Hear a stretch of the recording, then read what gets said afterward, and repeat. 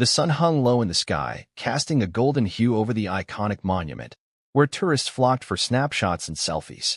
The air buzzed with excitement, a blend of laughter, chatter, and the occasional sound of a camera shutter clicking.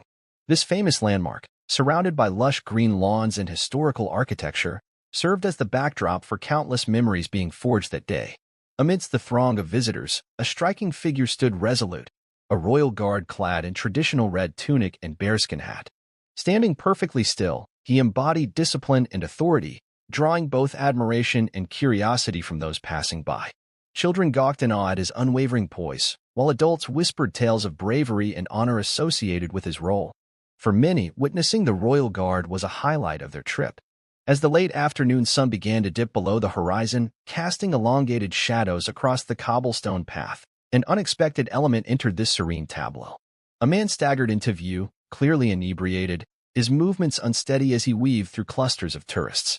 His boisterous laughter pierced through the ambient sounds, drawing glances tinged with amusement and concern. Dressed in a slightly rumpled shirt and shorts that seemed mismatched for the moment, he epitomized carefree revelry, perhaps too carefree for his surroundings. The crowd parted slightly as he approached the guard, an inexplicable determination lighting up his eyes. Murmurs rippled through onlookers as they instinctively sensed trouble brewing. This was not just any ordinary tourist. This was a drunken individual poised to disregard all decorum in front of one of the most revered symbols of national pride. As people held their breath in anticipation, an incident was about to unfold that would forever etch itself into their memories, one that would challenge notions of respect and authority in a most unexpected way. The inebriated man, whom we now focus on, was a sight to behold. Tall and lanky, he swayed slightly as he stumbled into the monument's bustling crowd. His disheveled appearance betrayed a long day of indulgence. A once white shirt now bore stains from spilled drinks, and his shorts, long past their prime, were mismatched and fraying at the edges. A faded baseball cap sat crookedly atop his head, amplifying the impression that he was too far gone to care about his image or surroundings. With cheeks flushed and eyes glassy, he exuded an air of misplaced bravado amid the sea of tourists snapping pictures and exchanging stories. Laughter erupted from him in bursts, often without any apparent trigger, as if he was sharing an inside joke with himself. It was this erratic behavior that drew curious glances from passers-by, some chuckling while others exchanged worried looks, grappling with how to react to such a boisterous intruder. Earlier that day, colleagues had accompanied him on a pub crawl through the city's famous bars, an outing meant to celebrate a friend's recent promotion. What had started as jovial drinking soon spiraled into excessive revelry for him. One round of shots quickly turned into several more as he lost count of time and reason. When friends finally decided to call it a night and left him behind in search of food, he ventured into the open night with only a vague sense of direction. And so it was that fate guided his staggering steps toward the monument where history met modernity. Oblivious to the significance of the royal guard standing vigil just ahead, he seemed intent on pushing boundaries in ways few would dare, even in his intoxicated state. As he approached the imposing figure clad in red and black, anticipation crackled in the air. Something outrageous loomed on the horizon. As the drunken man staggered closer to the royal guard, a hush fell over the crowd. Tourists froze mid-laugh, their cameras forgotten in hand as they sensed the gravity of the moment. The guard, a paragon of stoic dignity, stood unwavering, his eyes fixed straight ahead, the epitome of discipline in the face of chaos about to unfold. The man's approach grew more deliberate, fueled by liquid courage and an alarming lack of judgment. He leaned slightly to one side, squinting up at the tall figure in red and black. A wide grin spread across his face as he drew nearer, entirely unaware, or perhaps uncaring of the boundaries he was about to cross. With an almost theatrical flourish, he declared something incoherent, caught between laughter and slurred speech, before his intentions became horrifyingly clear. In a shocking display of disrespect that no one could have anticipated, he unzipped his shorts and positioned himself right next to the guard. The gasps from onlookers reverberated through the air like a sudden gust of wind. The sight was so surreal that many thought for a brief moment it must be some sort of bizarre prank or performance art gone wrong. But as the warm liquid splattered against polished leather boots, disbelief transformed into outrage. A collective murmur swept through the crowd, faces twisted in shock and horror. Some instinctively raised their phones to capture the moment while others shouted in alarm, trying to intervene or at least register their disgust at such an outrageous act. The royal guard's expression remained unchanged. No flicker of surprise or anger crossed his face at first. It was instead a chilling calm amidst rising chaos. But then came a reaction that everyone had been anticipating. With practiced precision, he pivoted sharply and delivered a swift kick aimed squarely at the drunken man's midsection. The crowd erupted into both cheers and laughter as the man crumpled to the ground. His defiance met with poetic justice, all sense of bravado shattered in an instant. In the wake of the shocking act, the royal guard stood frozen for a brief moment, his expression inscrutable beneath the tall bearskin hat. While chaos erupted around him, he maintained a posture of composure and professionalism that was almost palpable. His disciplined training kicked in, preventing any outward display of emotion or anger despite the blatant disrespect shown to him. The crowd was captivated, not solely by the act of provocation, but by the guard's unwavering demeanor as he processed what had just occurred. As gasps filled the air like an electric charge, tourists exchanged glances, their eyes wide with disbelief. Some instinctively reached for their phones, capturing the absurdity of the moment for social media, eager to document something that seemed too outrageous to be real. Others whispered among themselves, caught between shock and a dark sense of amusement at how far the drunken man had gone. The atmosphere oscillated between outrage and laughter, with onlookers unsure whether to intervene or simply watch this unfolding spectacle. Then, in a display of swift reaction that highlighted his training, the guard pivoted with remarkable agility, delivering a sharp kick to the drunk man's midsection. The suddenness of it caught everyone off guard, and a wave of exhilaration swept through the crowd in response. Cheers erupted as people realized that justice had been served with an unexpected flourish. Laughter mingled with shouts of encouragement as observers celebrated the guard's authoritative response against such brazen disrespect. The drunken man crumpled to the ground, completely taken by surprise, and the crowd around him erupted into raucous laughter. It was a moment that encapsulated both the absurdity of the situation and a reminder of the boundaries that should not be crossed, reinforcing a sense of respect for authority in the most unexpected way. As the drunken man staggered back to his feet, laughter and cheers still ringing in his ears, a new wave of arrogance washed over him. Fueled by both bravado and alcohol, he began taunting the royal guard, slurring insults that were more foolish than threatening. "Is that all you've got? Can't handle a little fun?" he bellowed, swaying unsteadily as he pointed mockingly at the guard.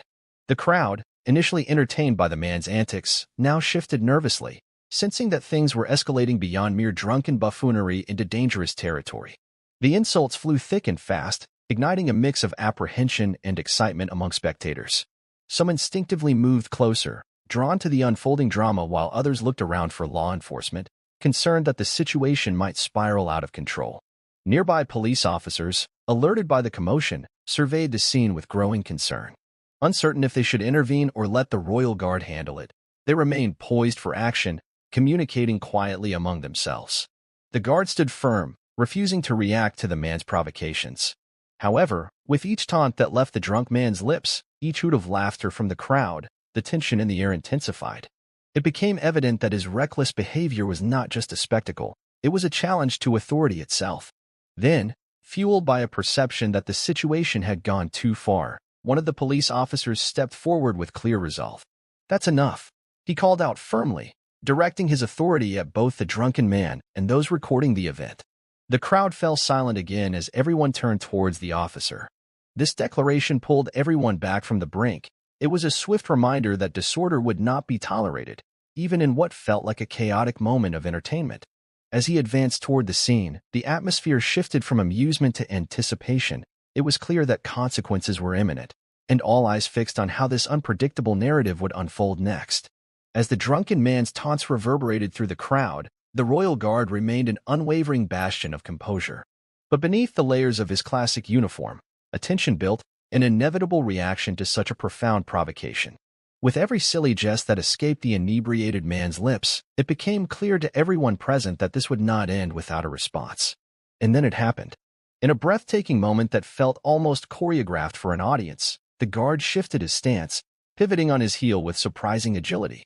Before spectators could fully comprehend what was happening, he launched his boot upward in a swift kick that landed squarely on the drunk man's midsection. The surprise was palpable. Gasps turned to laughter as the gathered crowd collectively registered the humor and absurdity of it all. The kick was not just assertive, it was precise, executed with an elegance that belied the seriousness of the situation. It seemed almost like a scene from a slapstick comedy. The drunken fool, caught off guard, doubled over and crumpled to the ground, a wholly unexpected turn of events that sent shockwaves through observers. It was surreal. Here was a man who had once thought himself invincible, brought low by a singular, well-timed act of authority. Laughter erupted from the increasingly entertained crowd as they processed the sheer ludicrousness of what had just transpired. The juxtaposition between the guard's disciplined stature and the chaotic antics of the drunk man turned what could have been a tense confrontation into something undeniably comical. The guard's kick served not only as a physical response but also as an emblematic reminder that disrespect, no matter how drunkenly delivered, would not go unanswered. As onlookers rallied around, some applauding while others captured pictures for posterity, it became clear that this bizarre incident would be shared among friends and relished in retellings for days to come. As the drunken man lay crumpled on the ground, the immediate aftermath of the kick unfolded with a mix of humor and embarrassment. The crowd, once filled with tension, erupted into laughter as they took in the absurdity of the spectacle. Whispers and chuckles blended together, some tourists capturing photos to document the bizarre encounter while others exchanged incredulous remarks about what they had just witnessed. The drunk man, now face down on the pavement, groaned as he tried to gather himself but only succeeded in looking more foolish. Red-faced and disoriented, he attempted to rise, only to be met with further derision from onlookers who pointed and laughed at his predicament. "Is that what you call fun?" someone shouted, eliciting another wave of laughter. The humiliation was palpable. His bravado had evaporated completely, replaced by the reality of public embarrassment.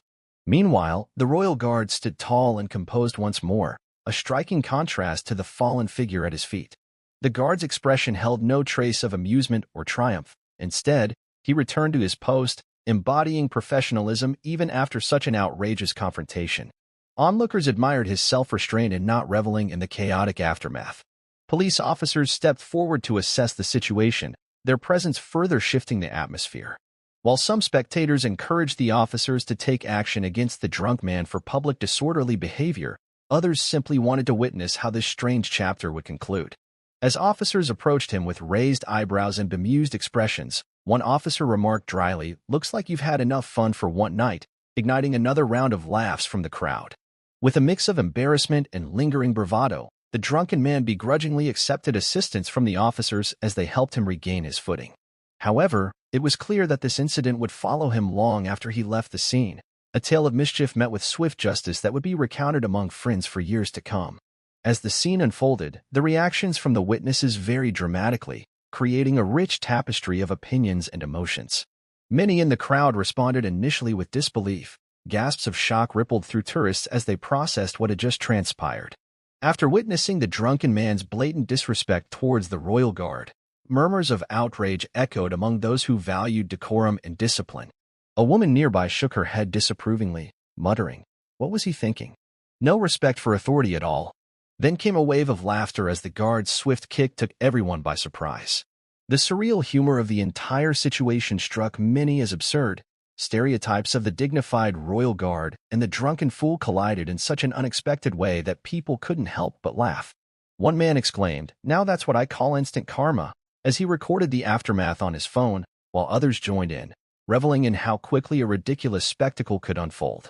Yet not everyone found humor in the incident. A few onlookers expressed concern over the broader implications of public behavior towards authority figures. An older gentleman lamented, "It's sad to see how some people treat those who serve our country. This isn't just a joke, it's disrespectful." He sighed heavily, shaking his head as if recalling a loss of civility in society.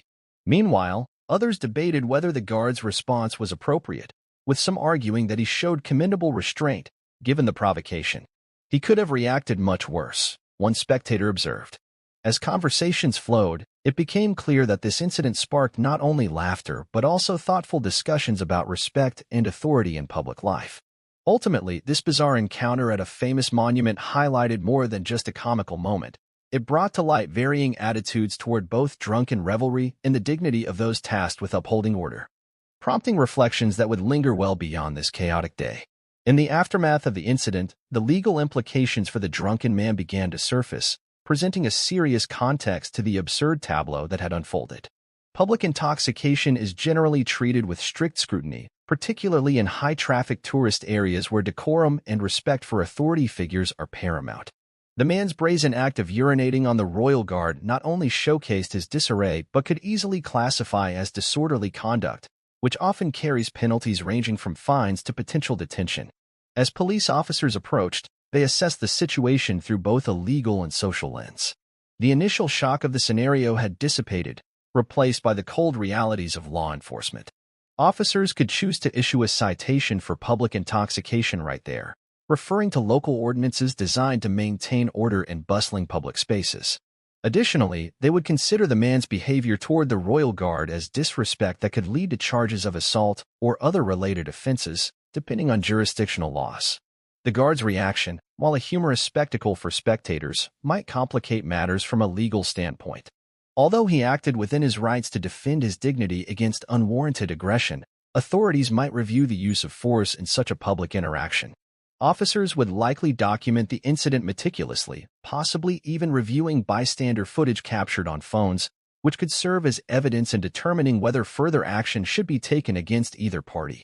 Ultimately, as laughter faded and reality set in, it became clear that the drunken man was not just walking away with embarrassment.